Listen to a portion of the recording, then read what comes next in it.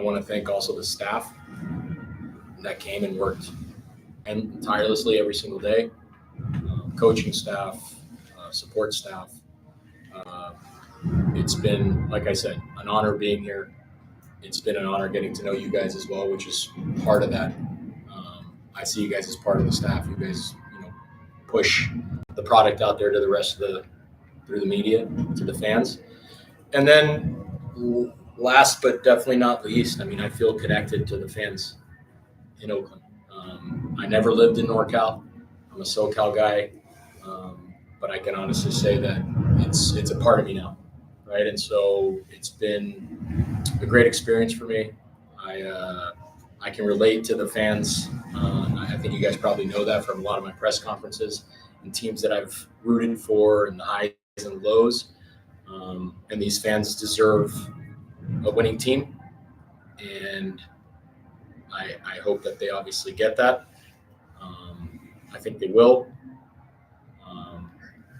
and I'll be, regardless of what happens this offseason or into next, I'll forever be, a fan and follow Oakland Roots. So as much as it's not the end that we necessarily wanted in terms of the season, I think it's been an incredible ride with a lot of optimism for the future. So yeah, you guys are more than welcome to ask any questions about the games or anything else you'd like. Well, you kind of touched on the future there. I definitely wanted to talk about the future. Yeah. It's what everybody's wondering. Just has there been communication about your return? What are your thoughts? There hasn't been definitive anything. I think that, I think of a certain way, and you guys can make a decision on your own. If I haven't heard up until this point definitively that I'll be back, I'm assuming that I'm making assumptions, and I don't want to influence anybody's thoughts here. But again, at the end of the day, you gotta get results. We weren't able to get enough of them to get into the playoffs. I think that is, a lot of times the standard at which coaches and teams are judged on. And so from that perspective, we didn't get it over the line, and I didn't get it over the line. From an entirely different perspective, I think that this group has not only improved, but we have improved by leaps and bounds. Obviously, it all culminated in a beautiful game today where we put a lot of things together that we weren't able to. But sometimes you need to turn the corner, right? You need to see it to believe it, right? I think a lot of humans are like that. I think it's hard to believe that it's there, that the possibilities are there until you truly see it. And I'm glad that we saw it today, for the fans, for you guys, for myself, for the players. As I'm watching the players at the end of the game celebrate, and I see, some players' faces, right? I almost get emotional because they've given everything. Nobody goes out there and it's like, I'm not going to try that hard today. I don't want to win that bad. The other team wants to win more than we do. That's not the case. Everybody is killing themselves out there. And so to be able to see joy, for the work, and see a result for the effort, it's an awesome thing. And I think it's what sports gives us. And so, I think, I don't know, I kind of went around your question a little bit, and I don't have a direct objective answer for you, but I think that I'm really, really proud of the work that the staff and the players have done. And whatever happens is obviously a decision for the ownership. And I understand it's not an easy decision. It's not. It's easy if you don't make the playoffs and you're a terrible product. It's easy if you make the playoffs and you're a wonderful product. It's a little bit more complicated if it's one and not the other. Yeah. And that's the situation that we're in. So I think everybody, is entitled to their opinions. But I've said this before to you guys, that I'm an incredibly optimistic person when it comes to the future of this club, the future of this group, how I would potentially fit in it. But again, that's not my decision, and I can't tell you what that decision is. Okay, anybody? Simon? Go ahead. You've obviously evolved a lot in the last few months as the coach. Talk about your journey from the first match against Lexington, which was really something that you continually had nightmares about for Right. long periods of time, Yeah. to this, which was really much more artistic and, Yeah, pretty it's game. there is without question. I am a better coach today than I was 5 months ago. I've said this. I truly believe this. I've said this to my staff. I think I've mentioned it here as well.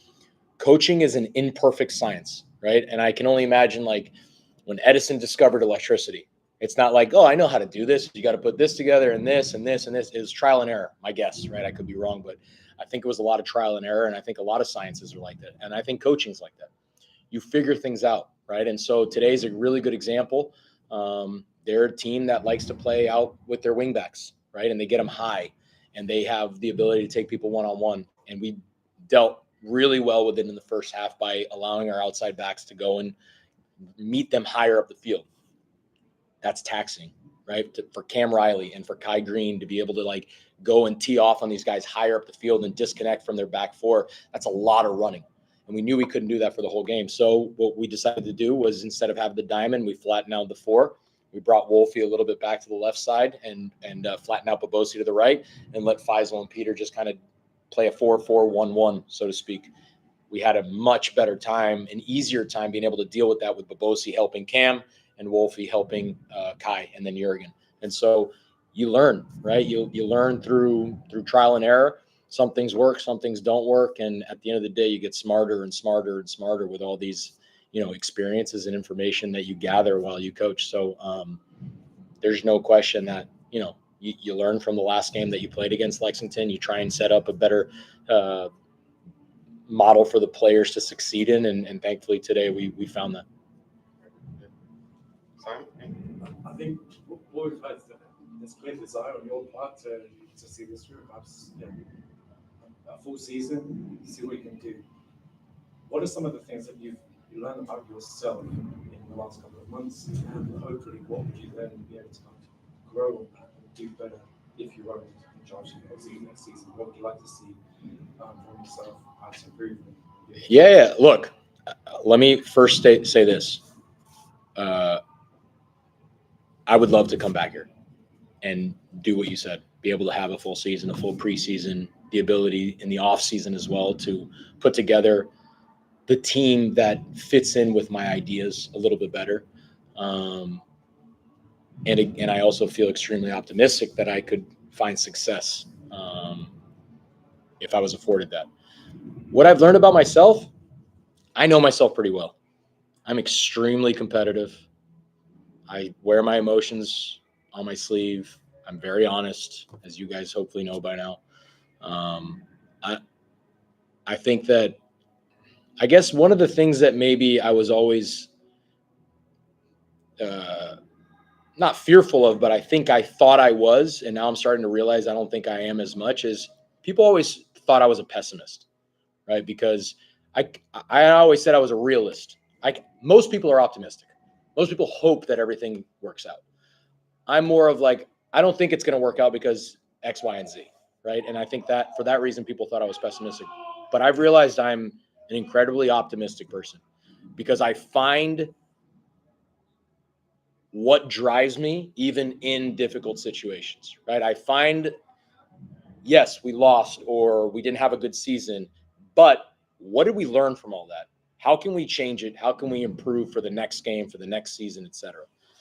And that's something that I didn't know about myself. I think I went, if you have that spectrum of pessimism, realist, and optimistic, I think I'm way further